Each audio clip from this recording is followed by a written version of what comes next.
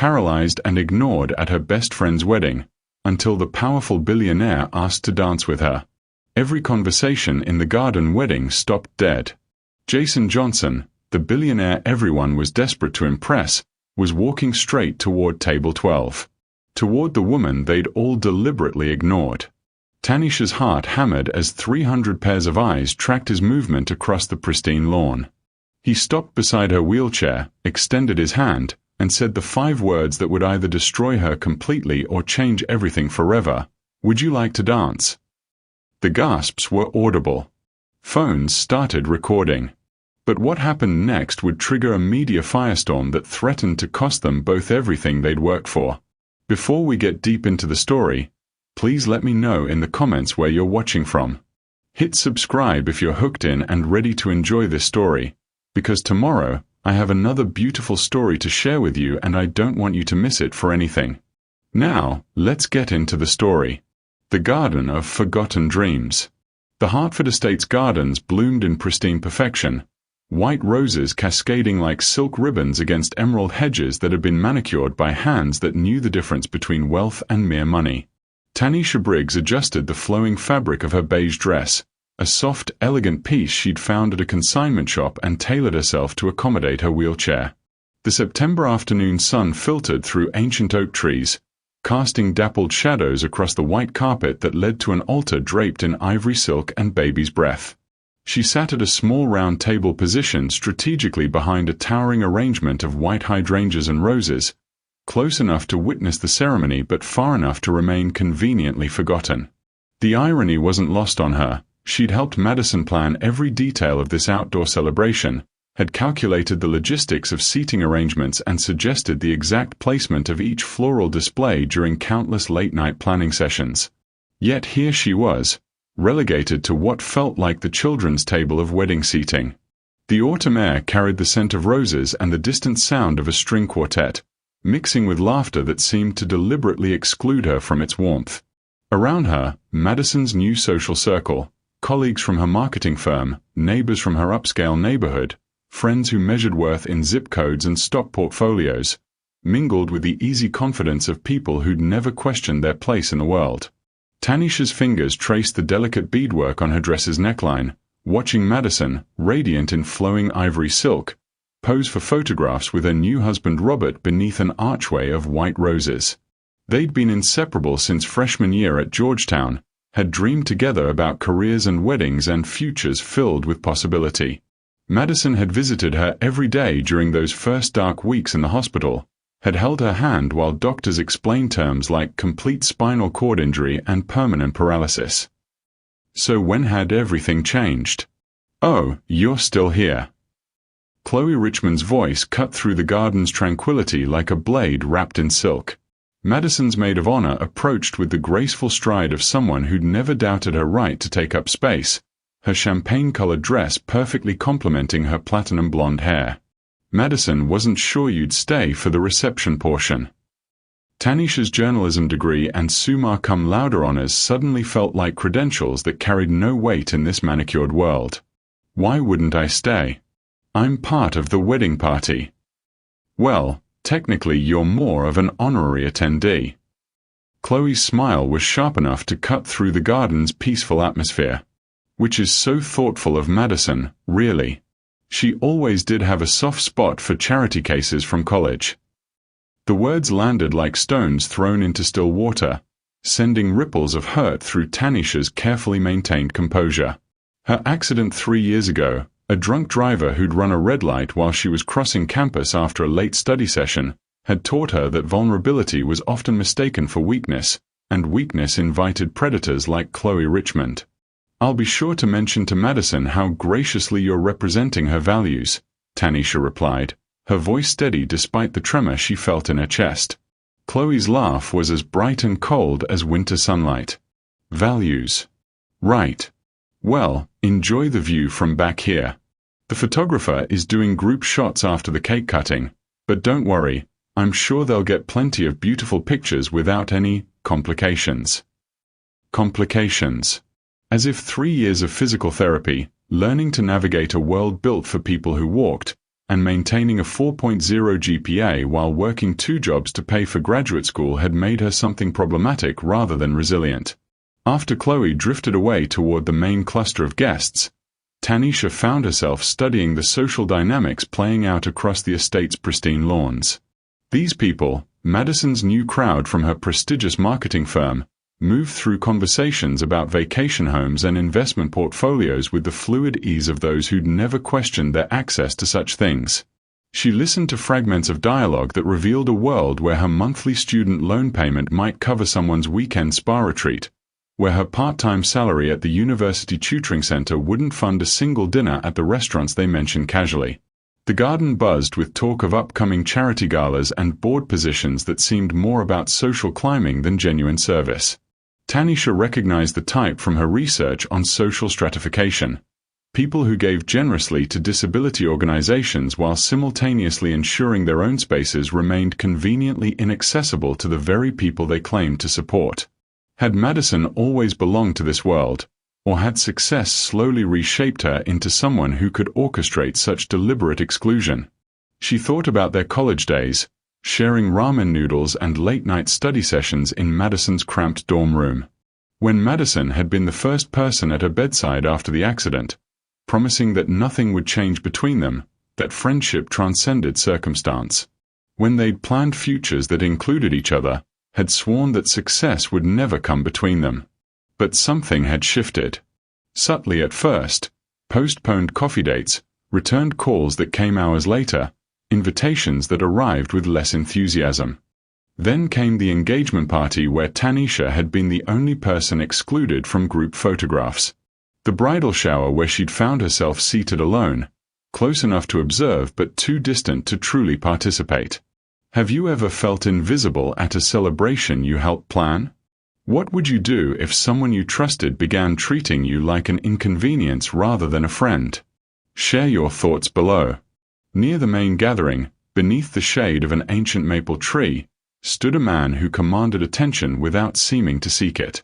Jason Johnson, JJ, as the business pages called him, owner of Johnson Enterprises and one of the most influential figures in corporate America.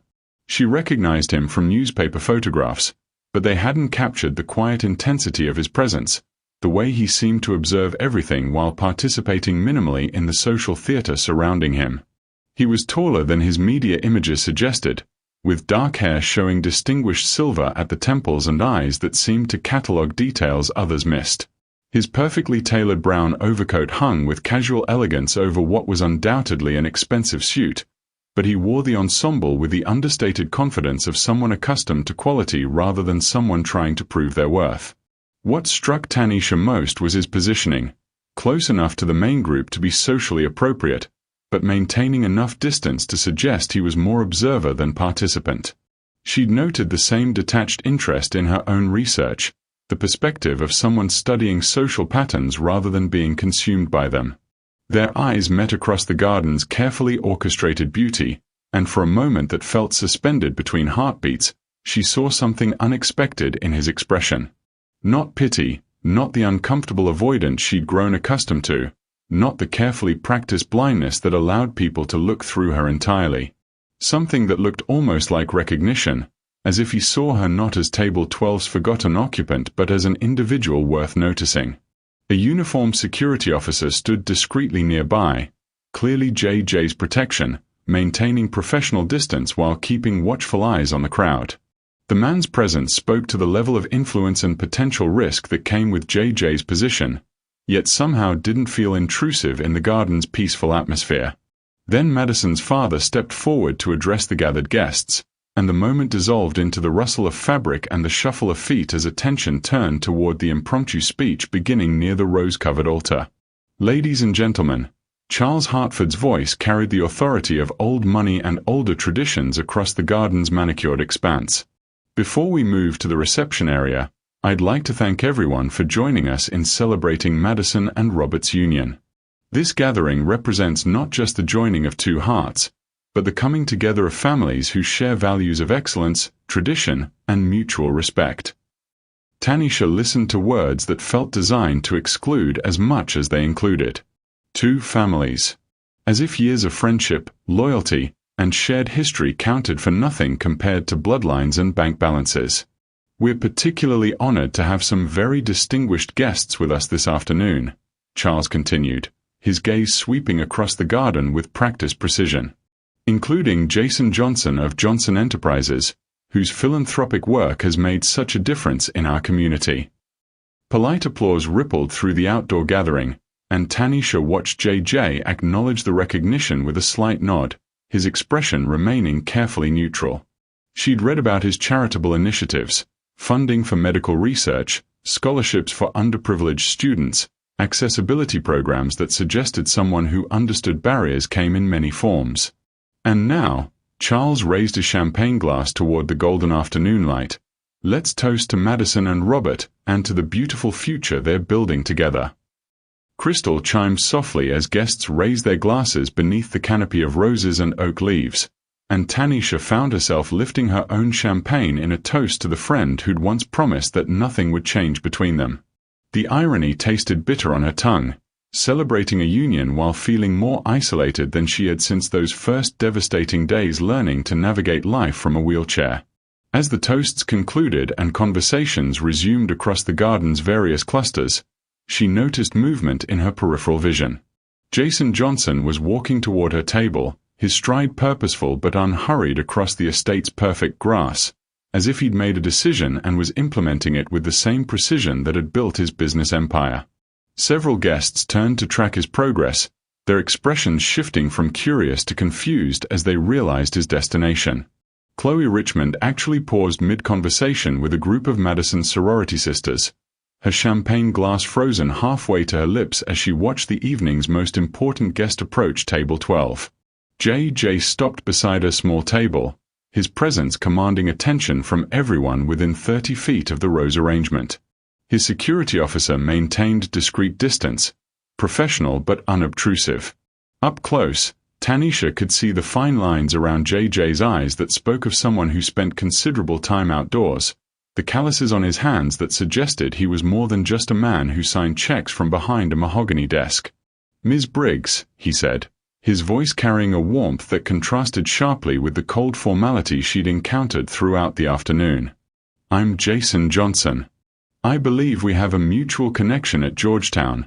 Dr. Patricia Williams in the mathematics department speaks very highly of your accessibility research." The mention of her mentor, the professor who'd encouraged her to pursue graduate studies despite her accident, who'd written recommendation letters that opened doors, caught her completely off guard. "You know Dr. Williams. She serves on the board of the Johnson Foundation. She's mentioned your work on accessibility algorithms quite frequently, actually." His smile reached his eyes in a way that suggested genuine interest rather than polite obligation. "I was hoping I might have the opportunity to discuss your research with you." Around them, conversations had stilled as people strained to understand this unexpected interaction. Tanisha felt the weight of dozens of gazes, the barely concealed shock of guests who couldn't comprehend why the afternoon's most influential attendee was choosing to focus his attention on the woman they'd systematically ignored. "I'd like that very much," she said, her voice steadier than she felt. "Though I'm surprised Dr. Williams mentioned me. I'm just a graduate student working on theoretical applications." "Just?"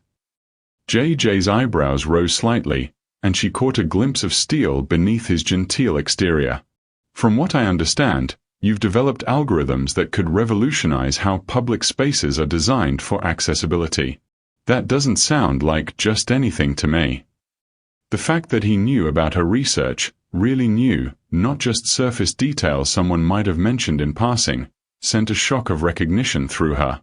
This was a man who paid attention to substance, who saw value in work that others might dismiss as academic or niche. The afternoon breeze stirred the roses above them, sending petals drifting like confetti across the garden's perfect tableau, as if nature itself was celebrating this unexpected moment of recognition. The dance that changed everything. "Would you mind if I joined you?" JJ asked, already beginning to pull out the ornate iron chair across from her small table. The gesture was simple yet revolutionary, a man of his stature choosing to sit in the garden's forgotten corner, to engage with someone who'd been systematically excluded from the afternoon's festivities. As he settled into the chair, Tanisha caught sight of Madison across the garden, her friend's expression shifting from confusion to something that might have been embarrassment. The bride's carefully orchestrated afternoon was veering off script, and Madison Hartford-Wells had never been comfortable with improvisation. "Now then," JJ said, his attention focused entirely on her despite the crowd of influential people who were undoubtedly hoping for a moment of his time. "Tell me about these accessibility algorithms. Dr. Williams mentioned they could transform how we think about universal design." For the next 20 minutes, Tanisha found herself in the kind of intellectual conversation she'd been craving for months. JJ didn't just listen politely, he asked pointed questions that revealed a genuine understanding of both the technical challenges and the broader social implications of her work. He understood that accessibility wasn't charity, it was good design that benefited everyone. "The beauty of your approach," he said, leaning forward with genuine engagement, "is that you're not retrofitting solutions. You're reimagining the foundation itself." "Exactly." Tanisha's eyes lit up with the passion that had driven her through countless late nights of coding and research. When you design for the margins, you create better solutions for everyone. Curb cuts help wheelchair users, but they also help people with strollers, delivery workers, travelers with luggage. Universal design principles. JJ nodded. "I've been trying to convince my architectural team to think this way for years. Perhaps you'd be interested in consulting on some projects." The offer hung in the air between them, laden with possibilities that extended far beyond professional opportunity. This was recognition, validation, a chance to turn theoretical research into real-world impact. Their conversation was interrupted by the gentle strains of a string quartet beginning the first dance. Across the garden, Madison and Robert moved onto the temporary dance floor that had been installed on the estate's main lawn, their movements perfectly choreographed for the photographer who circled them like a satellite. "Ah," JJ said, glancing toward the dancing couple.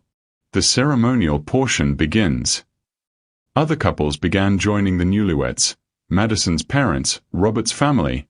The wedding party paired off in combinations that had clearly been planned and rehearsed. Tanisha watched from her isolated table as Chloe Richmond swept onto the dance floor in the arms of Robert's best man, her champagne dress catching the afternoon light like liquid gold. The music swelled, and she felt the familiar ache of watching life happen around her rather than to her. Dancing had been one of her greatest joys before the accident. She'd been on Georgetown's dance team, had spent weekends at clubs where she could lose herself in rhythm and movement. Now she watched others experience that freedom while she remained anchored to her chair. "Would you like to dance?" The words were spoken so quietly she almost missed them over the music. Tanisha turned to find JJ watching her with an expression of gentle invitation, his hand extended toward her. "I'm sorry," she managed, certain she'd misheard. "Would you like to dance?" he repeated, his voice carrying across the small space between them with perfect clarity. "With me." The garden seemed to hold its breath. Conversations faltered as people processed what they were witnessing. Jason Johnson, one of the most powerful men in America, asking a woman in a wheelchair to dance. The string quartet continued playing, but the social symphony around them had stumbled into discord. I can't exactly." Tanisha gestured toward her wheelchair, her voice catching on words that felt too heavy to speak. "I wasn't asking your wheelchair to dance," JJ said gently, his eyes never leaving hers. "I was asking you." He stood and moved around the table with fluid grace, positioning himself beside her chair. His security officer, she noticed, had shifted slightly to maintain visual contact while giving them space for what was clearly an unprecedented moment. "May I?" JJ asked, indicating her chair's handles. Tanisha's heart hammered against her ribs as she nodded, watching this powerful man, this stranger who'd seen her worth when her oldest friend had chosen to forget it, position himself behind her wheelchair. His hands settled on the handles with careful respect, waiting for her permission to proceed. "I'd be honored," she whispered. Together, they moved on to the edge of the dance floor. The other couples created space around them, whether from courtesy or shock was unclear. The photographer, who'd been capturing Madison and Robert's perfect moments, hesitated as he processed this unexpected development. JJ guided her chair in gentle circles, his movements creating a rhythm that matched the music's tempo. But what transformed the moment from gesture to magic was how he danced, leaning forward occasionally to speak quietly in her ear, his hand sometimes resting gently on her shoulder, moving with her rather than simply pushing her wheelchair around the floor. "Close your eyes," he murmured, his voice warm against her ear. "What?" "Close your eyes and feel the music." Tanisha let her eyelids drift shut, and suddenly the awkwardness of the wheelchair melted away. She felt the breeze stirring her hair, the sun warming her shoulders, the gentle rhythm of their movement creating its own dance. JJ's hand found hers, their fingers intertwining as he guided her chair in an elegant waltz that defied every assumption about what dancing could look like. When the song reached its crescendo, he spun her chair in a graceful circle that sent her beige dress flowing around her like water. For those brief moments, suspended in movement and music and the warmth of unexpected connection, she felt beautiful. Not despite her wheelchair, but in the wholeness of who she was. What does it mean to feel beautiful exactly as you are? Have you ever experienced a moment when someone saw past your limitations to celebrate your possibilities? Share your thoughts below. The music ended, and the spell began to fracture as reality reasserted itself. Applause rippled across the garden. Polite, confused, but genuine. JJ positioned her chair near the edge of the dance floor and moved to face her, taking her hands in both of his. "Thank you," he said simply. "That was the most beautiful dance I've had in years." "Thank you," she replied, her voice thick with emotion she hadn't expected. "I haven't felt like that since." "Since when?" "Since before. When dancing was something I did instead of something I watched." His thumbs brushed across her knuckles, a touch so gentle it made her breath catch. "Maybe the problem isn't that you can't dance. Maybe the problem is that no one's being creative enough to dance with you." The words hit her like a revelation. For 3 years, she'd accepted other people's definitions of what was possible for her life. She'd internalized the limitations others placed on her experience, had shrunk herself to fit into the narrow space that society allocated for people in wheelchairs. But JJ had just proven that limitations were often failures of imagination rather than immutable realities. "Jason." The voice belonged to Madison, who approached with the careful smile she used when trying to manage uncomfortable situations. "How lovely to see you. I hope Tanisha isn't boring you with all her academic theories." The dismissal was subtle but unmistakable. Tanisha's work reduced to academic theories, her conversation framed as potentially boring to someone of JJ's stature. The words carried the sting of a friendship that had curdled into condescension. On the contrary, JJ replied, his voice carrying an edge that suggested he'd caught the insult embedded in Madison's pleasantries. "Ms. Briggs has been sharing some fascinating insights about accessibility design. I'm hoping to convince her to consult on some of my company's projects." Madison's smile faltered slightly. "Oh. Well, that's wonderful. Tanisha always was brilliant with numbers." Numbers. As if her research on human dignity and equal access could be reduced to mathematical equations, as if her work to create a more inclusive world was merely technical expertise rather than passionate advocacy. "Actually," JJ continued, "I was hoping to steal her away for the rest of the afternoon. I'd love to show her some of the accessibility features we've implemented at my estate, and I think she'd have valuable input on our upcoming community center project." The invitation was clearly genuine, but it was also a rescue, a way to remove Tanisha from a social situation that had become increasingly toxic. Madison's expression suggested she understood the subtext perfectly. "That's very kind of you," Madison said, her voice tight with the effort of maintaining social graces. "Though I'm sure Tanisha would prefer to stay for the cake cutting. She helped plan so many details of today." "Did she?" JJ's eyebrows rose with interest that felt deliberately pointed. How thoughtful of her. And how wonderful that her contributions are being properly acknowledged. The words carried layers of meaning that made Madison flush slightly. Here was a man who'd noticed Tanisha's relegation to table 12, who'd seen through the careful social choreography designed to exclude while maintaining plausible deniability. Tanisha, JJ turned to her, his voice gentle but leaving the choice entirely in her hands. What would you prefer? The question was simple, but it represented something revolutionary: agency. For the first time all day, someone was asking what she wanted rather than telling her what she should accept. She looked at Madison, at the friend who'd once held her hand in the hospital while she learned to navigate a completely altered reality. The friend who'd promised that nothing would change between them, who'd sworn that friendship transcended circumstance. But promises, Tanisha realized, required intention to fulfill them, and Madison had clearly decided that Tanisha no longer fit the life she was building. I'd love to see your estate, Tanisha said to JJ, her voice steady despite the monumental nature of the choice she was making. And I'd be honored to discuss the community center project. JJ's smile was warm and genuine. Excellent. Marcus, he called to his security officer, would you mind bringing the car around? Of course, sir, the uniformed man replied, speaking into a discreet microphone before moving toward the estate's main drive. As preparations were made for their departure, Tanisha felt the weight of the entire garden's attention. Conversations had shifted to whispered speculations about what they'd just witnessed. Chloe Richmond stood frozen near the cake table, her mouth slightly open in an expression of shock that would have been comical under different circumstances. I should say goodbye to Madison, Tanisha said, though the prospect felt like walking through broken glass. Of course, JJ agreed. Take all the time you need. Tanisha navigated her wheelchair toward where Madison stood with Robert and his parents, the happy couple's conversation dying as she approached. The afternoon sun cast long shadows across the garden, and she realized how much time had passed since JJ first sat at her table. Madison, she said quietly, I wanted to thank you for including me today.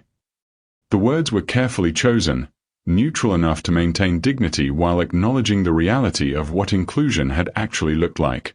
You're leaving. Madison's voice carried a note of something: relief, concern, guilt. That was difficult to parse. Mr. Johnson has some business opportunities he'd like to discuss, Tanisha replied. It seems my research might have practical applications I hadn't considered. That's wonderful, Madison said, though her smile looked strained. You deserve all the success in the world. Deserve. As if success were a compensation prize for enduring Madison's version of friendship, rather than something Tanisha had earned through talent and hard work. I hope you and Robert will be very happy together, Tanisha said sincerely. Despite everything, she genuinely wanted Madison to find joy. You looked beautiful up there. Thank you. Madison's voice was softer now, and for a moment, Tanisha glimpsed the girl she'd shared dreams with in their Georgetown dorm room. Tanisha, Yes. I hope you know that I. Madison struggled with words that seemed to catch in her throat. I never meant for you to feel. I know, Tanisha said gently, though she wasn't entirely certain what Madison had intended versus what she'd allowed to happen. Take care of yourself, Madison. The goodbye felt final in a way that transcended the afternoon's events. They were two women who'd grown in different directions, whose lives no longer intersected in meaningful ways. It was sad but not tragic. Sometimes people simply outgrew each other. As Tanisha returned to where JJ waited near her forgotten table, she felt an unexpected lightness. The weight of trying to maintain a friendship that had become one-sided, of accepting crumbs of inclusion while pretending they constituted a feast, had been lifted from her shoulders. Ready? JJ asked. More than ready, she replied. His security officer, Marcus, appeared with news that the car was prepared. JJ walked alongside Tanisha's wheelchair as they made their way through the garden toward the estate's main drive, past clusters of guests who watched their departure with expressions ranging from curiosity to barely concealed disapproval. At the car, a sleek black sedan that somehow managed to be impressive without being ostentatious, Marcus held the door while JJ ensured Tanisha was comfortably settled before folding her wheelchair and placing it in the trunk with practiced efficiency.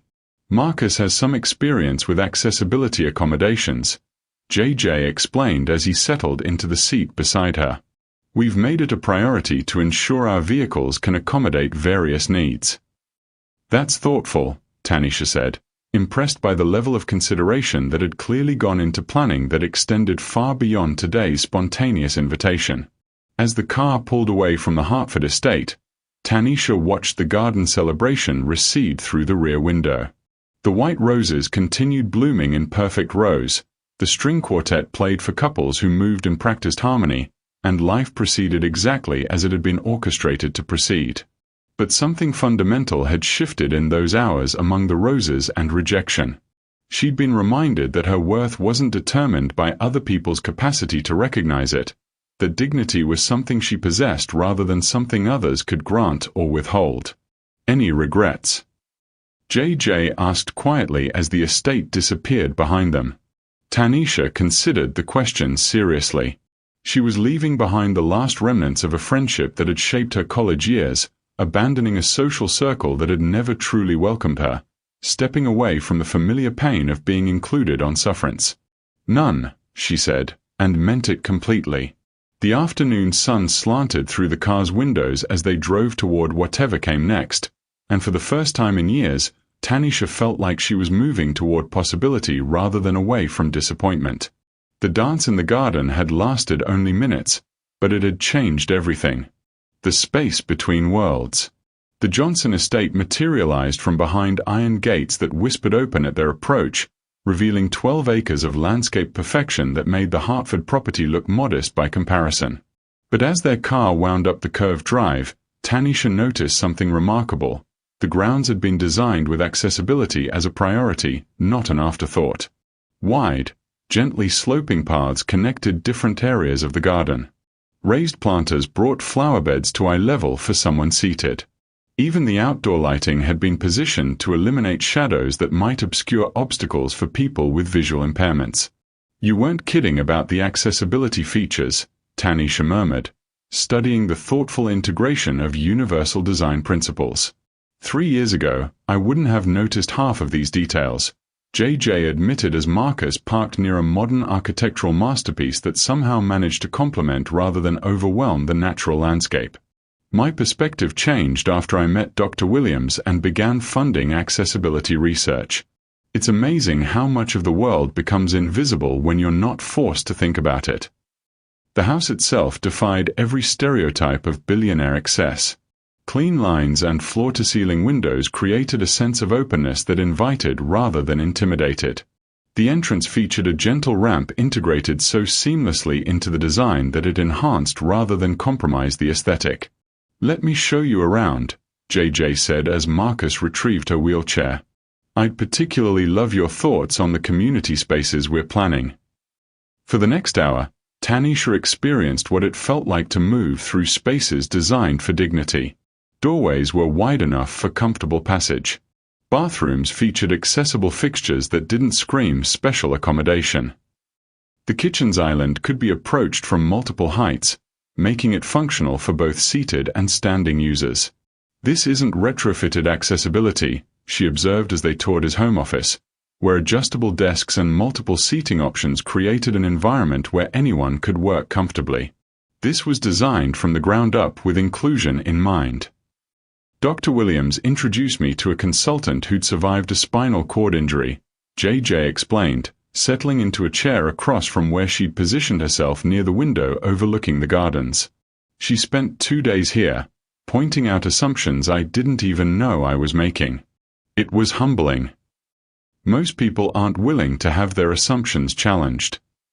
Most people aren't forced to confront how their design choices exclude others."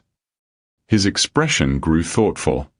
"Until that consultation, I thought accessibility meant adding ramps and wider bathrooms.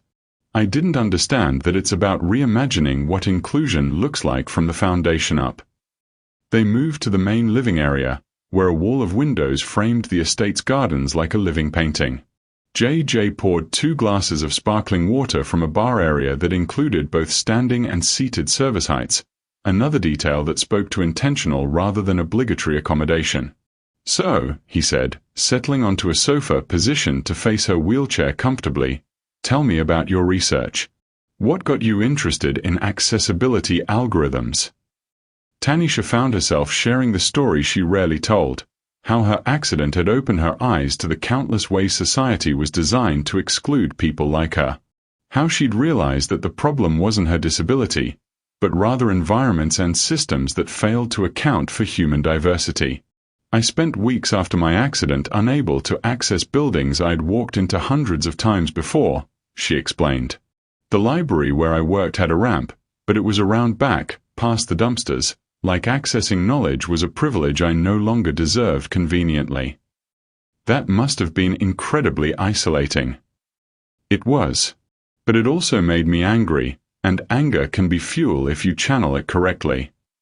She paused, studying his expression for signs of the pity or discomfort she'd grown accustomed to seeing when she discussed her accident. Instead, she found genuine interest and what looked like recognition. "What about you? What drives your interest in accessibility beyond the research funding?" Something shifted in JJ's expression, a vulnerability flickering across features that usually maintained careful control. "My younger sister was born with cerebral palsy.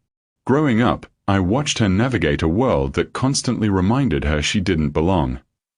The revelation hung between them like a bridge suddenly made visible. She died in college. Not from her disability, from a drug overdose. She'd been struggling with depression, feeling like she'd never find her place in the world, like she'd always be seen as less than whole. His voice caught slightly. "I've often wondered if things might have been different if the world had been more welcoming, if she'd had more examples of people like her living full, successful lives." Tanisha felt the weight of shared understanding settle between them. "I'm so sorry. That must have been devastating. It changed everything about how I see the world. Every barrier, every assumption, every moment when someone is made to feel less valuable because of how their body works, I see my sister facing those same obstacles." The afternoon light had shifted, casting longer shadows across the room's carefully curated comfort. Outside, the estate's gardens showed their autumn colors, and Tanisha realized they'd been talking for hours. The conversation had evolved from professional interest to personal revelation, creating an intimacy she hadn't expected when she'd left Madison's wedding. "Can I ask you something?" JJ said, his voice carrying a hesitation that seemed uncharacteristic. "Of course." "That wedding, your friend Madison. How long had you been planning it with her?" Tanisha considered how much truth to share. 8 months. We used to be very close in college. Best friends, actually. And now? Now I think success changed her into someone who sees my friendship as charity rather than choice." The words tasted bitter but honest.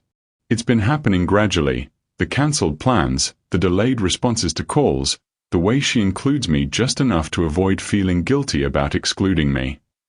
That must be painful." "It is. But today taught me something important about the difference between being included and being welcomed." She met his gaze directly. "You welcomed me into conversation about my work, you asked for my opinions, you saw my research as valuable rather than just impressive for someone like me. Madison included me in her wedding by giving me a table behind the flowers and hoping I'd be grateful for the gesture." JJ was quiet for a moment, processing the distinction. "I'm sorry she wasn't the friend you deserved." "I'm not. Not anymore. Sometimes losing people who don't value you makes space for people who do." The implication hung between them, loaded with possibility and uncertainty. They were talking about more than friendship now, venturing into territory that felt both thrilling and dangerous. "Tanisha," JJ said quietly, I hope you know that asking you to dance wasn't about making a point or proving something to the other guests. I asked because I wanted to dance with you. Why? Because in 30 minutes of conversation, you'd shown me more insight and intelligence than I typically encounter in 30 hours of business meetings. Because you spoke about your work with passion that made me remember why I started my company in the first place. Because when you smiled while talking about universal design, you lit up like someone who'd found her calling. The honesty in his voice made her breath catch. JJ. Because, he continued, I realized I was sitting with someone extraordinary, and it would have been criminal to let the evening end without at least trying to show you how I see you. When was the last time someone saw your full worth instead of focusing on your limitations? How do you know when someone values you for who you are rather than who they think you should be? Share your thoughts below. The moment stretched between them, heavy with possibility and the awareness that they were approaching a line that, once crossed, would change everything. Tanisha felt the pull of attraction, not just physical, though JJ was undeniably handsome, but intellectual and emotional connection that she'd been starving for without realizing it. But reality intruded like cold water. I should probably mention, she said carefully, that I'm not exactly in your social league. I'm a graduate student who works part-time tutoring undergraduates and lives in a studio apartment with student loan debt that could fund a small country. And I should probably mention, JJ replied with a slight smile, that I don't particularly care about social leagues. I care about intelligence, integrity, and whether someone can challenge me to think differently about the world. But other people will care. The people in your circle, your business associates, the media if they ever notice, they'll have opinions about a billionaire dating a disabled graduate student. Let them have opinions. I've spent too many years making decisions based on what other people might think rather than what I actually want. The weight of his words settled between them, but Tanisha found herself thinking about the practical realities that passion couldn't simply overcome. What about your company? Your investors? Your public image? What about them? Don't you think they might object to you being associated with someone like me? JJ's expression hardened slightly. Someone like you? You mean someone brilliant? Someone working to make the world more inclusive? Someone who sees solutions where others see problems? Someone in a wheelchair, JJ. Someone who'll always need accommodations, who'll always stand out in crowds, who'll always require extra consideration for basic activities that most people take for granted. The words spilled out with more bitterness than she'd intended, but they carried the weight of 3 years of learning how the world really worked for people like her. The reality that even well-meaning people eventually grew tired of the extra effort required to include her fully in their lives. Is that what you think this is about? JJ asked quietly. Charity. Pity. Some kind of noble gesture to make myself feel better. I don't know what this is about. That's the problem. He was quiet for a long moment, studying her with an intensity that made her want to look away. Outside, the afternoon was fading into evening, painting the sky in shades of gold and rose that reminded her of the roses at Madison's wedding. 3 years ago, JJ said finally, I was engaged to a woman named Victoria. Beautiful, sophisticated, from exactly the right family with exactly the right connections. Perfect on paper. Tanisha waited, sensing this story was important. She broke up with me 2 weeks after my sister's funeral. Said I'd become too focused on depressing causes and that she couldn't be with someone who was always thinking about disabilities and social justice. She wanted the JJ who threw parties and bought expensive art, not the one who funded accessibility research and talked about universal design. I'm sorry. I'm not. Because she taught me that caring about the right things matters more than appearing to be the right person. She taught me that I'd rather be alone than with someone who couldn't understand why my sister's struggles mattered to me. What are you saying? I'm saying that if my investors have problems with me caring about accessibility, they're welcome to invest elsewhere. If the media wants to criticize me for dating someone who's making the world better, that says more about them than about us. And if my social circle can't accept someone as remarkable as you, then I need a better social circle." The certainty in his voice was both thrilling and terrifying. Tanisha had spent 3 years learning to expect less from the world, to be grateful for whatever inclusion she could find. The idea that someone might actively choose her, might prioritize her worth over social convenience, felt almost too good to believe. "But you barely know me," she protested. "This could just be chemistry, or novelty, or—" "It could be," he agreed. "Or it could be the beginning of something real. The only way to find out is to try." The proposition hung between them like a challenge. Tanisha thought about Madison's wedding, about sitting at table 12 while life happened around her rather than to her. She thought about 3 years of making herself smaller to fit into other people's comfort zones, of accepting limitations that were often failures of imagination rather than immutable realities. Then she thought about dancing in JJ's arms, about feeling beautiful and valued and seen in her entirety rather than despite her circumstances. "What would trying look like?" she asked. "Dinner tomorrow night. Conversation about something other than accessibility algorithms, though I reserve the right to circle back to those because they're fascinating. Getting to know each other beyond this afternoon's revelations. And if it doesn't work, if we discover we're too different, or the chemistry was just a moment, or the practical obstacles are too significant, then we'll handle it like adults. No harm, no foul, no regrets about having tried." Tanisha looked around the room that had been designed to welcome people like her, at the man who'd ask her to dance when everyone else had looked through her, at the possibility of a life where she was chosen rather than tolerated. "Okay," she said quietly. "Okay. Okay, let's try." JJ's smile was radiant, transforming his entire face from handsome to breathtaking. "Really? Really? But I have conditions." "Name them." "I won't be your charity case or your social experiment. If you're going to date me, it's because you want to date me, not because you want to prove a point about inclusion." "Agreed. What else?" "I won't pretend to be anything other than who I am. I'm brilliant, I'm driven, I'm occasionally stubborn, and I happen to use a wheelchair. If any of those things become problems for you, tell me immediately rather than trying to manage around them." "Understood. Anything else?" "Yes." Tanisha took a breath, gathering courage for the most important condition. "If this doesn't work out, you don't get to use it as evidence that dating disabled people is too complicated. We're individuals, not representatives of a demographic." JJ's expression grew serious. "I wouldn't dream of it. Is that something people have done?" "More often than you'd think. Failed relationships become cautionary tales about the challenges of dating people with disabilities, rather than just relationships that didn't work out for normal human reasons." "That's horrible." "It's reality.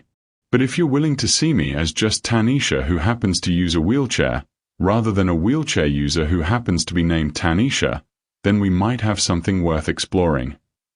JJ reached across the space between them, taking her hand in both of his. "Tanisha Briggs, would you like to have dinner with me tomorrow night? Not because you're extraordinary despite your disability, not because I want to prove how enlightened I am, but because you're the most interesting person I've met in years and I'd like to know more about what makes you laugh, what makes you angry, and whether you're as remarkable as I suspect you are." "I'd like that very much," she said, and meant it completely. As Marcus prepared for their return journey, Tanisha realized the afternoon had shifted something fundamental in her understanding of what was possible. For 3 years, she'd been accepting a world that saw her as less than whole. But JJ had offered her a glimpse of something different, a relationship based on recognition rather than accommodation, choice rather than charity. The question was whether they could navigate the challenges that would inevitably arise when two people from vastly different worlds tried to build something real together. The road ahead was uncertain, but for the first time in years, uncertainty felt like possibility rather than threat. When worlds collide. The photograph appeared on the front page of the Washington Business Journal 3 days after their first official date. Tanisha stared at the image over her morning coffee, her stomach dropping as she recognized herself and JJ outside the restaurant where they'd shared an evening of conversation that had lasted until the establishment tactfully suggested they might want to continue their discussion elsewhere. The headline read, "Billionaire's Surprising New Romance. Johnson Enterprises CEO Steps Out with Disabled Graduate Student." Her hands trembled slightly as she read the article, which managed to be both invasive and reductive, describing her alternately as wheelchair-bound and inspiring while speculating about JJ's motivations for the relationship. The piece included details about her accident, her academic work, and even her financial situation that could only have come from someone who'd done considerable research, or someone who knew her personally. The worst part wasn't the media attention itself, but the way the article framed their relationship as inherently newsworthy because of the supposed mismatch between a successful businessman and a disabled woman. As if love across different circumstances was so impossible it merited front-page coverage. Her phone had been ringing since 6 a.m. Unknown numbers, probably reporters seeking comment.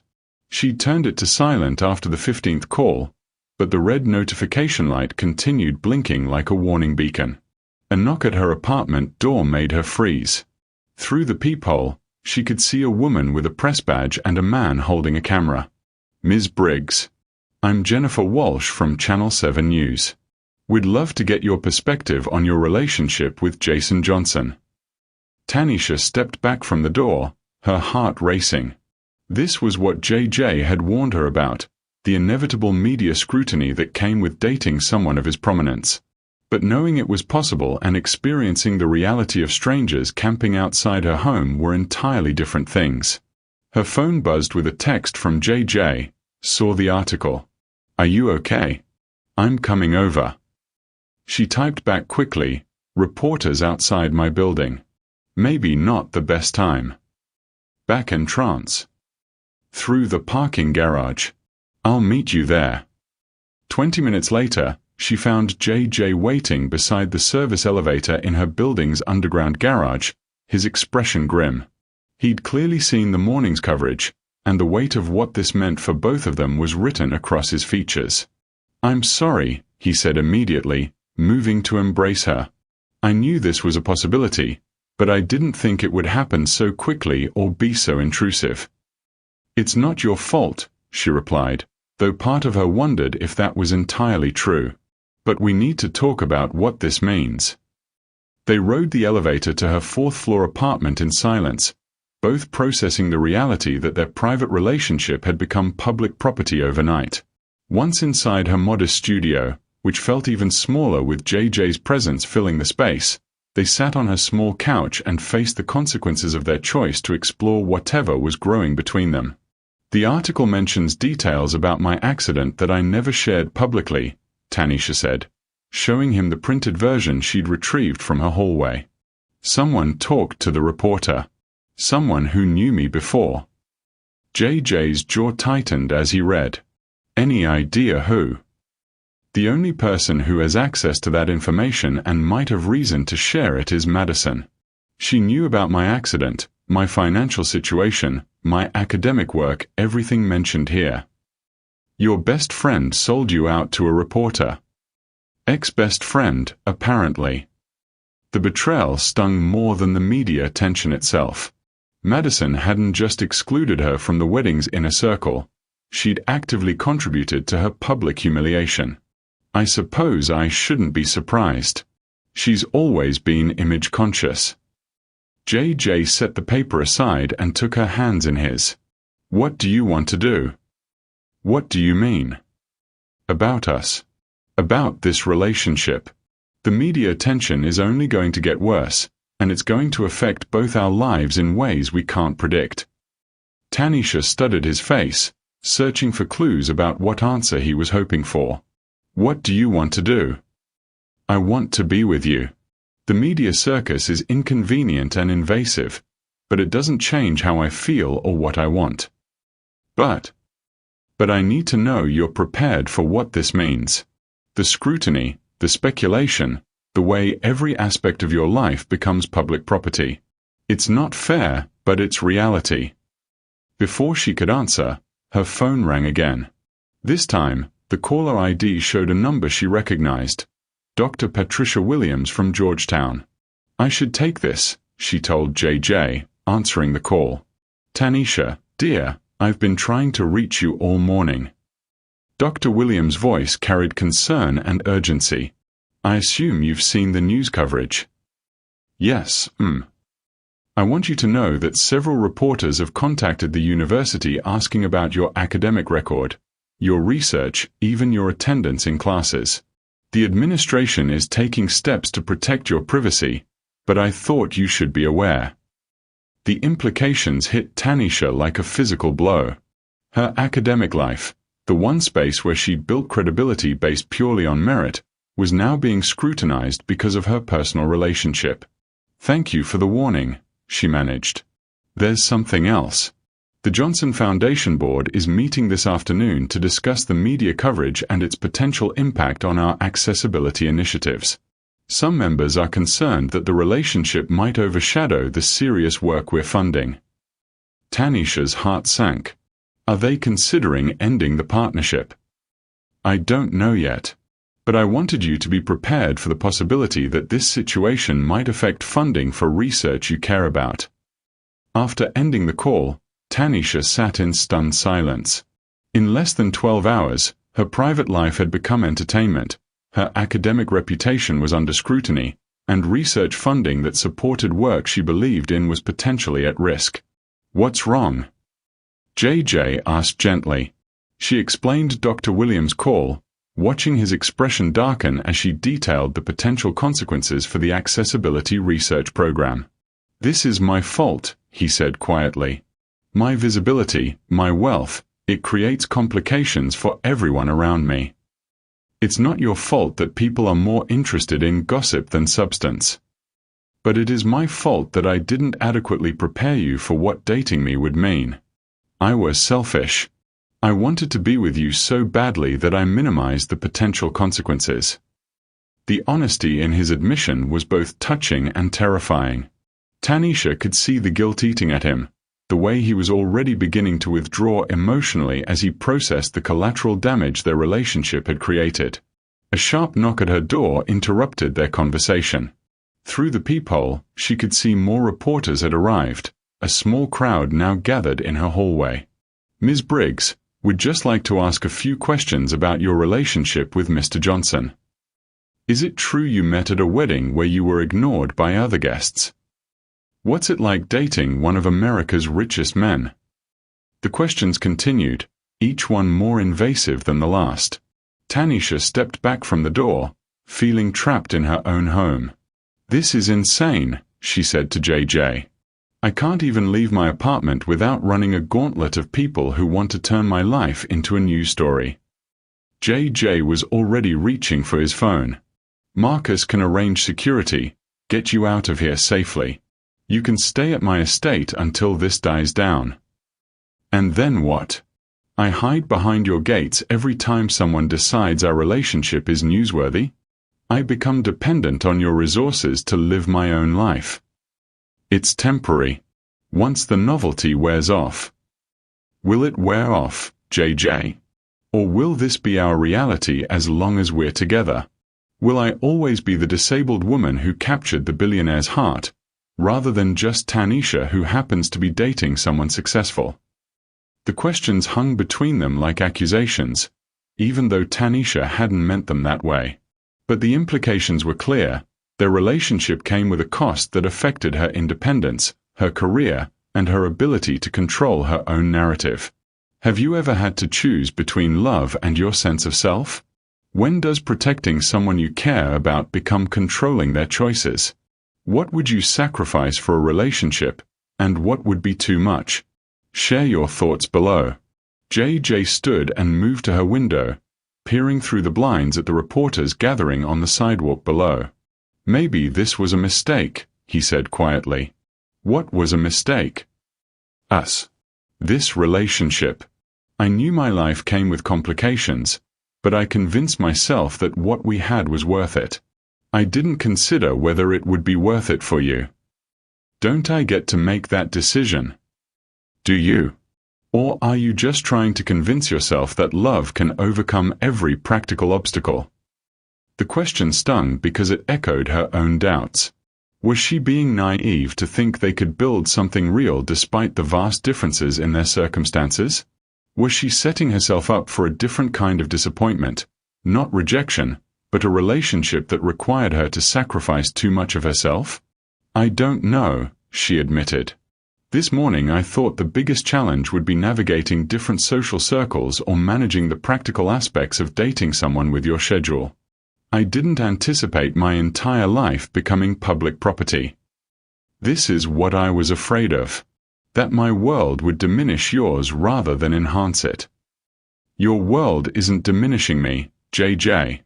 The media's interpretation of your world is the problem. Is there a difference? The media tension comes with the territory. If we stay together, this kind of scrutiny will be part of your life permanently. Tanisha wheeled closer to where he stood by the window, studying his profile as he watched the circus unfolding below. She could see the internal struggle playing out across his features, love warring with protection, desire competing with guilt. Are you trying to break up with me? She asked directly.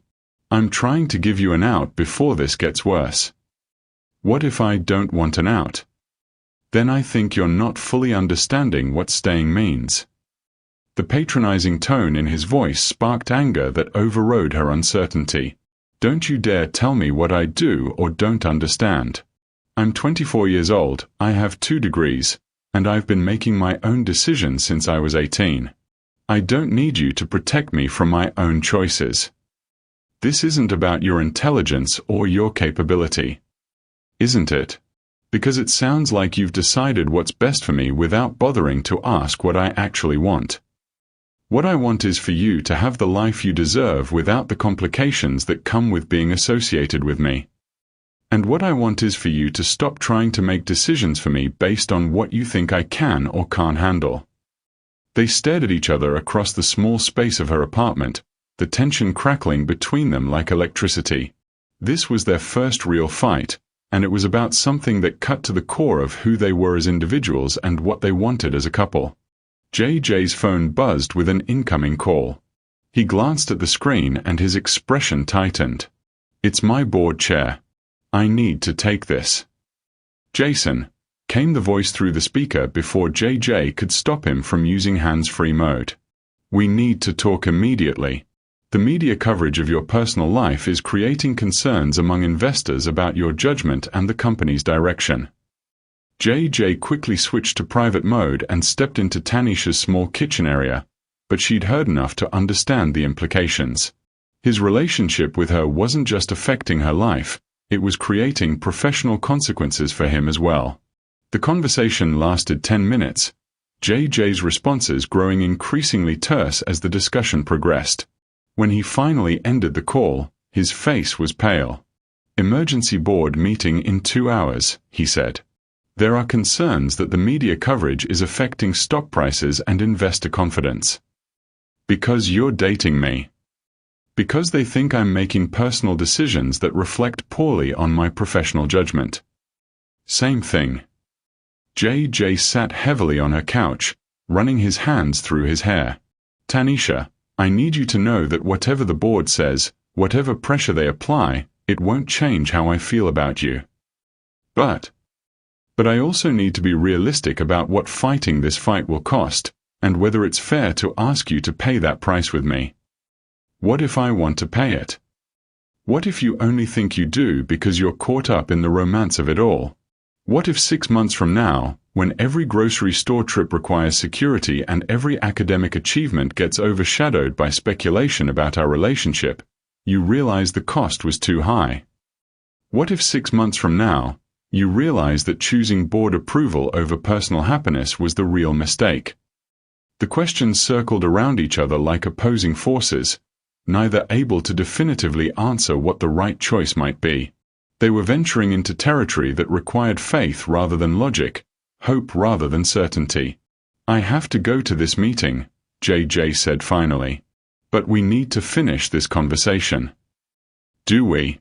Or do we need to accept that some problems don't have solutions, just choices about which consequences we're willing to live with? He stood and moved toward her, kneeling beside her wheelchair so they were at eye level. I love you, Tanisha. I know it's early to say that, and I know the timing is terrible given everything else that's happening, but I need you to know. Whatever else is uncertain, that's not. The declaration hit her like a physical force, stealing her breath and making her heart race. JJ. I love your intelligence, your passion for your work, the way you see solutions where others see problems. I love how you challenged me to think differently about accessibility and inclusion. I love that you call me on my assumptions and refuse to be impressed by things that don't matter. I love you too, she whispered, the words feeling both natural and revolutionary. But love doesn't solve the practical problems we're facing. No, it doesn't. But maybe it makes them worth solving. He kissed her then, soft and desperate and full of uncertainty about what came next. When they broke apart, both of them were crying, for the simplicity they'd lost, for the complications they'd gained, for the possibility that love might not be enough to overcome the obstacles arrayed against them. Go to your meeting, Tanisha said. Figure out what you're willing to fight for and what you're willing to sacrifice. But JJ, don't make decisions about my life without including me in the process. Whatever we face together, or we don't face it at all. Together, he agreed. Whatever comes next, we decide together. After he left through the parking garage to avoid the reporters, Tanisha sat alone in her apartment, processing the morning's revelations. Through her window, she could see the media circus continuing, photographers positioning themselves for the best shots, reporters rehearsing their stand-ups. Her phone buzzed with a text from an unknown number. Saw the news. You always did aim high. Hope you're ready for the fall. M. Madison. Even in crisis, unable to resist twisting the knife. But for the first time since seeing the morning's newspaper, Tanisha felt something other than anxiety about the situation. She felt angry, not at JJ, not at the media, but at the assumption that she was somehow unworthy of love from someone successful. Angry at the implication that their relationship was inherently newsworthy because it crossed some invisible line of social acceptability. She thought about the dance in Madison's garden, about feeling beautiful and valued and seen in her entirety. She thought about conversations with JJ that challenged her intellectually and emotionally. She thought about the possibility of building something real with someone who chose her not despite her circumstances but because of who she was as a complete person. The choice crystallized in her mind with startling clarity. She wasn't going to let other people's small-mindedness dictate the boundaries of her life. She wasn't going to accept the premise that love across different circumstances was somehow inappropriate or unsustainable. If JJ was willing to fight for them, then so was she. The question was whether he would emerge from his board meeting with the same resolve, or whether the pressure would convince him that protecting her meant pushing her away. In 2 hours, she would have her answer. Love without limits. The Johnson Enterprises boardroom fell silent as JJ finished reading his prepared statement. 15 of the most powerful business leaders in the country sat around the polished mahogany table, their expressions ranging from shocked to disapproving to grudgingly impressed. Let me make sure I understand this correctly, said Margaret Thornton, the board's longest-serving member. You're telling us that if we have problems with your personal relationships, we're welcome to find other investment opportunities. I'm telling you that Johnson Enterprises has always been built on principles of innovation, inclusion, and social responsibility, JJ replied, his voice steady despite the magnitude of what he was risking. If my relationship with Dr. Briggs somehow contradicts those values, then perhaps we need to examine what we actually stand for as an organization. Dr. Briggs? Asked another board member. Tanisha is completing her doctorate in applied mathematics with a focus on accessibility algorithms. She's not just a disabled graduate student, as the media insists on labeling her. She's a brilliant researcher whose work could revolutionize how we design inclusive spaces. Richard Blackstone, the board's most conservative member, leaned forward with barely concealed irritation. Jason, we're not questioning the young woman's credentials. We're questioning your judgment in pursuing a relationship that creates unnecessary complications for the company. Unnecessary according to whom? According to our stock price, which dropped 3% yesterday. According to our investors, who are questioning whether your personal life indicates a lack of focus on business priorities. According to our public relations team, who can't figure out how to spin this situation positively. JJ had anticipated these arguments, had spent the past 2 hours preparing for exactly this conversation. But hearing the cold calculation behind their concerns, the reduction of his love for Tanisha to stock points and PR problems, crystallized something important about what kind of leader he wanted to be. Richard, he said quietly, 3 years ago, my sister died because she couldn't find her place in a world that consistently told her she was less valuable than other people. I started the Johnson Foundation's accessibility initiatives to honor her memory and to prevent other families from experiencing that loss. We all appreciate your philanthropic work. This isn't philanthropy. This is personal growth. Tanisha has taught me more about genuine inclusion in 3 weeks than I learned in 3 years of funding research. She's made me a better person and a better leader. If that's not something this board can support, then maybe I'm not the right CEO for this company. The silence that followed was deafening. JJ was essentially threatening to resign rather than compromise his relationship with Tanisha, a move that would send shockwaves through the business community and potentially destabilize one of America's most successful corporations. Margaret Thornton was the first to speak. Jason, are you giving us an ultimatum? I'm giving you clarity about my priorities.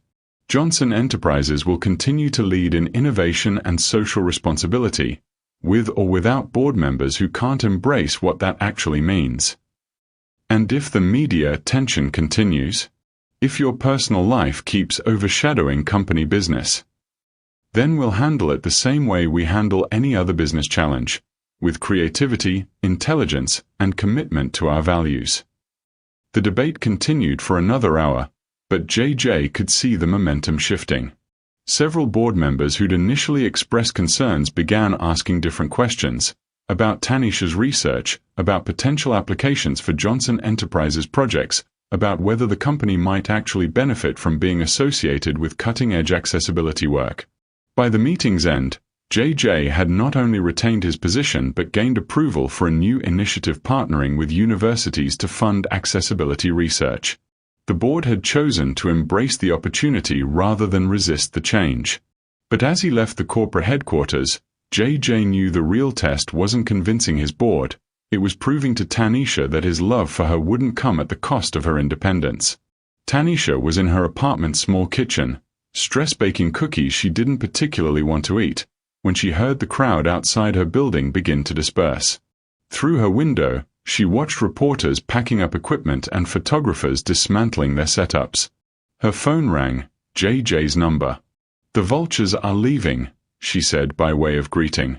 I may have had something to do with that, he replied. Can I come up? I have news. Good news or bad news? That depends on how you feel about being offered a consulting position with Johnson Enterprises. 20 minutes later, JJ sat on her couch with a cup of coffee, looking more relaxed than she'd seen him since the media storm began. The tension that had been radiating from him during their earlier conversation had been replaced by something that looked like quiet confidence. Tell me about the board meeting, she said. I told them that if they had problems with our relationship, they were welcome to find other investment opportunities. You did what? I told them that loving you has made me a better leader, and if they couldn't see the value in that, maybe I wasn't the right CEO for them. Tanisha stared at him, processing the implications of what he'd risked for their relationship. JJ, you could have lost everything. I could have. But I didn't. In fact, the board approved funding for a new accessibility research initiative, and they want you to head the consulting team. They want me to what? Lead a team of researchers developing accessibility applications for Johnson Enterprises projects. It would be a significant position, Your own budget, your own staff, real influence over how we design inclusive spaces. The offer was everything she'd dreamed of professionally, but something about the timing made her hesitate. Is this a real job offer based on my qualifications, or is this the board's way of managing the optics around our relationship? It's a real job offer that exists because our relationship made me realize how much expertise we've been missing. But Tanisha, if you're not interested, or if you think it creates uncomfortable dynamics between us, we can find other ways to implement these initiatives. She appreciated that he was giving her a genuine choice rather than presenting the offer as a solution to their problems. What about the media attention? The speculation about whether I earned this position or whether it's just nepotism. There will always be people who question your achievements, whether you're dating me or not. The question is whether you're going to let their skepticism determine what opportunities you pursue. It was a fair point. For 3 years, she'd been navigating a world that consistently underestimated her capabilities. At least this opportunity would allow her to prove her worth on a larger stage while advancing work she cared about. I'd want to see the job description, understand the reporting structure, meet the team I'd be working with, she said. Of course. This would be a professional relationship with professional standards, regardless of our personal connection. And what about us? What happens to our relationship if I'm working for your company? JJ was quiet for a moment, considering the complexity of mixing professional and personal relationships. We'd need clear boundaries. At work, you'd report to the VP of Research and Development, not to me. Your performance evaluations would be conducted by people who can assess your work objectively. And if our personal relationship ever ended, your professional position would be protected. You've thought this through. I've had 2 hours to think about little else. Tanisha, I want to be with you, but not in a way that compromises your independence or your career. This job offer stands regardless of what happens between us personally. The distinction mattered enormously. Tanisha had been afraid that dating JJ would mean becoming dependent on his resources, losing her autonomy in exchange for access to his world. But he was offering her something different, professional opportunity based on merit, with protections for her independence. There's something else, JJ said. I had my legal team issue cease and desist orders to the reporters who've been harassing you. Covering public figures is one thing, but camping outside your home crosses the line into stalking. Is that why they left? That, and I may have mentioned to a few media contacts that anyone interested in covering our relationship might want to focus on Tanisha's groundbreaking research rather than treating her like a curiosity. She could see the careful balance he was trying to strike, using his influence to protect her without trying to control her choices. It was the kind of thoughtful consideration that made her remember why she'd fallen for him in the first place. What about Madison? She asked. The article quoted information that could only have come from her. I can't do anything about friends who betray your trust, but I can make sure there are consequences for anyone who profits from sharing your private information without permission. Meaning my legal team is very good at making people regret poor choices. Despite everything, Tanisha found herself smiling. You're enjoying this, aren't you? Playing the protective boyfriend. I'm enjoying being able to do something constructive instead of just worrying about you. But Tanisha, I need you to know, I'm not trying to rescue you. I'm trying to partner with you. What's the difference? Rescuing implies you need saving. Partnering means we're choosing to face challenges together because we're stronger as a team. The distinction resonated deeply with her. For 3 years, people had wanted to help her, to accommodate her, to make allowances for her circumstances. But few had seen her as someone capable of mutual support, someone who could contribute as much as she received. When has someone seen you as a partner rather than a project? How do you know when love is about equality rather than charity? What does it mean to build something together instead of one person saving the other? Share your thoughts below. I have a condition, she said finally. What's that? If I take this job, I want to be judged by the same standards as any other consultant. No special treatment, no lowered expectations, no one walking on eggshells because I'm dating the boss. Deal. What else? If our relationship doesn't work out, I want your word that it won't affect my professional relationships with the company. You have it. Anything else? Yes.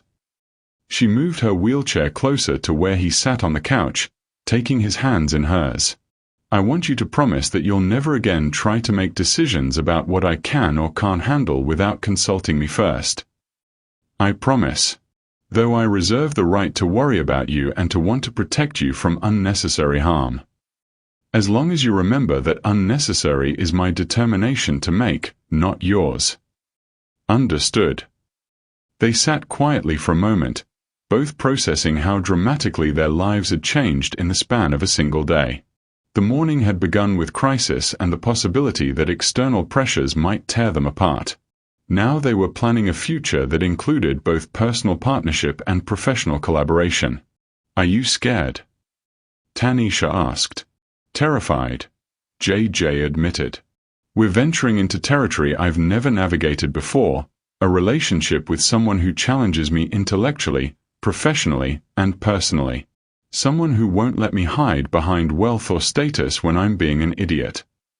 Good. You should be scared. I'm not going to be the kind of girlfriend who makes your life easier by being grateful for whatever attention you can spare. What kind of girlfriend are you going to be?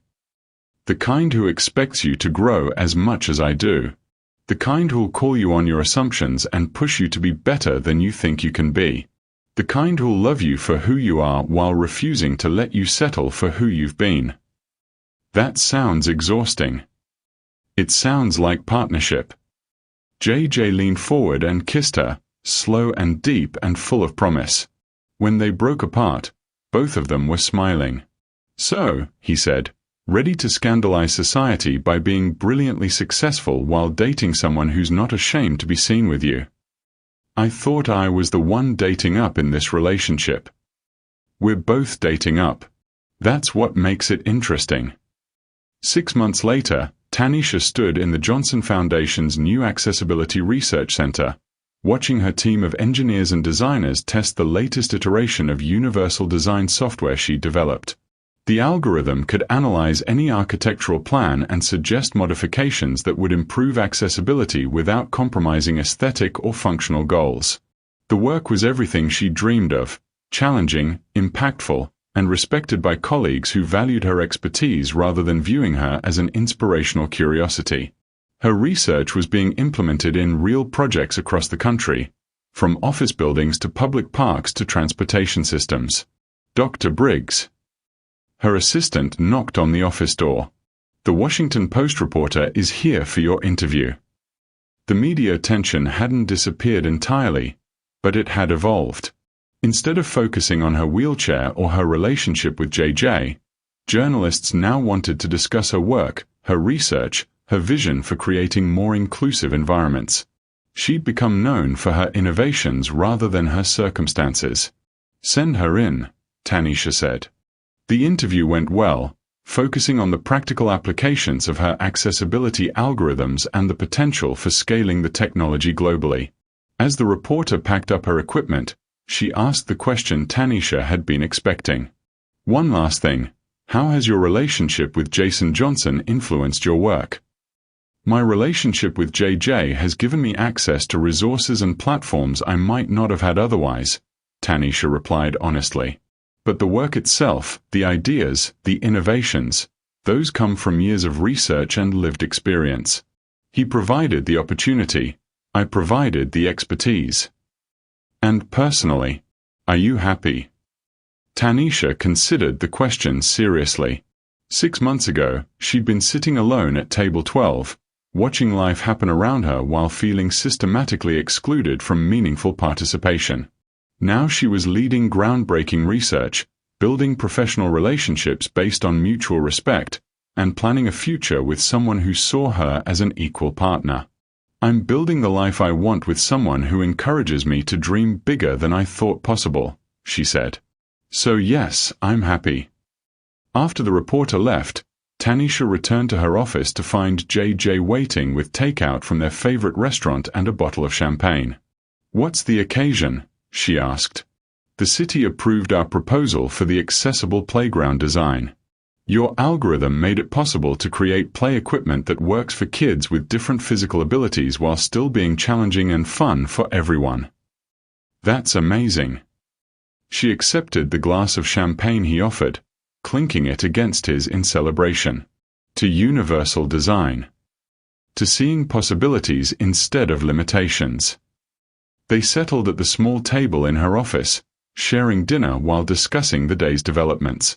It had become their routine, finding moments of connection despite busy schedules, supporting each other's work while maintaining their individual identities. "I got a call from Madison today," Tanisha said as they finished eating. JJ's expression tightened slightly. What did she want? To apologize, apparently. She saw the Washington Post article about my work and wanted to congratulate me. How do you feel about that? Disappointed, mostly. She had 8 months to support my work while we were planning her wedding. She chose to wait until it became publicly recognized before acknowledging its value. Are you going to respond? I already did. I thanked her for the call and told her I was glad she was doing well, but I didn't invite further conversation. That seems appropriate. Some friendships are meant to be lessons rather than lifelong connections, Tanisha reflected. Madison taught me to value people who choose me consistently, not just when it's convenient or socially advantageous. Speaking of people who choose you consistently, JJ said, reaching into his jacket pocket, I have something for you. It's not my birthday. It's not a birthday gift. He pulled out a small velvet box, setting it on the table between them with hands that trembled slightly. Tanisha's breath caught as she realized what this moment represented. Tanisha Briggs, he said quietly, 6 months ago, you taught me that love isn't about finding someone who fits into your existing life. It's about building a new life together that's better than anything either person could create alone. JJ. You've made me braver, more thoughtful, more committed to using whatever influence I have to create positive change. You've shown me that true partnership means supporting each other's dreams while pursuing shared goals. He opened the box to reveal a ring that was both elegant and unique, a design that somehow perfectly captured both sophistication and individuality. I'm not asking you to marry my wealth or my status or my social position. I'm asking you to marry me, the person you've helped me become, the man who's learned to see possibilities instead of limitations. Tanisha stared at the ring, processing the magnitude of what he was offering. Marriage to JJ would mean permanent entry into his world of privilege and scrutiny, but it would also mean a lifetime partnership with someone who saw her worth clearly and chose her consistently. Are you prepared for a wife who'll never stop challenging you to grow? She asked. I'm counting on it. A wife who'll expect you to be a true partner in building something meaningful, not just a provider of resources. I wouldn't want anything less. A wife who happens to use a wheelchair and will always need accommodations that might be inconvenient or complicated. A wife who's taught me that accommodation is just another word for thoughtfulness, and thoughtfulness is the foundation of love. Tanisha reached across the table, taking the ring from its box and sliding it onto her finger. It fit perfectly. Like everything else about their relationship, it required intention and effort to get right, but the result was worth the investment. Yes, she said simply. Yes to marriage, yes to partnership, yes to building something beautiful together. JJ moved around the table to kiss her, and Tanisha marveled at how much had changed since that afternoon in Madison's garden when she'd felt invisible and forgotten. She'd learned that being seen clearly was more valuable than being seen frequently, that being chosen deliberately was more meaningful than being included reluctantly. The dance that had started in a garden of white roses had evolved into something neither of them could have anticipated, a partnership built on mutual respect, shared values, and the understanding that love's greatest gift isn't completion but expansion. Together, they'd learned to see possibilities where others saw problems, to build bridges where others built walls. As they held each other in her office overlooking the research center where her dreams were becoming reality, Tanisha realized that sometimes the greatest love stories begin not with a princess in a tower, but with a brilliant woman at table 12 who refuses to accept other people's limitations as her own. The job nobody wanted had led to the love she'd never dared to imagine. And their best days were still ahead. 2 years later, the Johnson Briggs Accessibility Research Center buzzed with activity as teams of researchers, designers, and engineers collaborated on projects that were transforming how the world thought about inclusive design. What had started as a small consulting contract had evolved into a leading institution for accessibility innovation. With Dr. Tanisha Johnson, she'd kept her professional name hyphenated, serving as its director. The center's latest breakthrough was an AI system that could analyze any public space and suggest real-time modifications to improve accessibility for people with various physical needs. The technology was being implemented in airports, shopping centers, and university campuses across the country, making navigation easier for millions of people. But perhaps the most meaningful project was the memorial garden they'd created on the center's grounds, a space dedicated to JJ's sister Sarah and all the people whose potential had been limited by a world that failed to imagine their possibilities. The garden featured paths designed for wheelchairs, seating at multiple heights, and sensory elements that made it accessible to people with visual or auditory differences. Tanisha often took her lunch breaks in the garden, finding peace among the flowers that bloomed in careful diversity. Today, she was joined by Dr. Patricia Williams, who'd become both a mentor and a dear friend. "Have you given any thought to the university's offer?" Dr. Williams asked, referring to Georgetown's invitation for Tanisha to establish an accessibility research department. "I'm considering it," Tanisha replied. "It would mean splitting my time between here and the university, but it could help train the next generation of researchers." "And how does JJ feel about you potentially taking on additional responsibilities?" "He's excited about it. He says watching me pursue my dreams is one of his favorite pastimes." "That's a good husband." "He's learned to be. We both have." They sat in comfortable silence, watching students from the nearby university navigate the garden's pathways. Some walked, some used wheelchairs, some carried white canes or moved with the confident steps of people who'd learned to trust their other senses. All of them belonged in this space that had been designed to welcome human diversity. "Do you ever regret taking the job nobody wanted?" Dr. Williams asked with a smile. Tanisha thought about the woman who'd sat alone at table 12, watching life happen around her while feeling systematically excluded from meaningful participation. She thought about the fear she'd felt when JJ first asked her to dance, the terror of hoping for something that seemed too good to be true. "Never," she said. "Some of life's best opportunities come disguised as impossible dreams." As if summoned by their conversation, JJ appeared on the garden's main path, returning from a meeting with city planners about implementing accessibility features in the downtown renovation project. He'd learned to move through the world differently in the past 2 years, more thoughtfully, more aware of how design choices affected people's ability to participate fully in community life. "How did the meeting go?" Tanisha asked as he joined them on the garden bench. "They approved the full accessibility package," he said, unable to suppress his excitement. "Your algorithms convinced them that inclusive design would actually save money in the long run while serving more people effectively." "That's wonderful news." "Dr. Williams," JJ turned to their companion, "Tanisha and I have been discussing the Georgetown opportunity. We'd love your thoughts on how to structure a program that would really make a difference." As they talked about practical applications and educational frameworks, Tanisha marveled at how seamlessly their professional and personal lives had merged into something greater than the sum of their parts. They'd learned to build a relationship that enhanced rather than diminished their individual capabilities, that created space for both people to grow while growing together. The memorial garden around them bloomed with the kind of intentional beauty that emerged when someone took the time to consider what thriving looked like for everyone, not just the majority. It was a living reminder that the most profound changes often began with someone brave enough to imagine a different kind of possibility.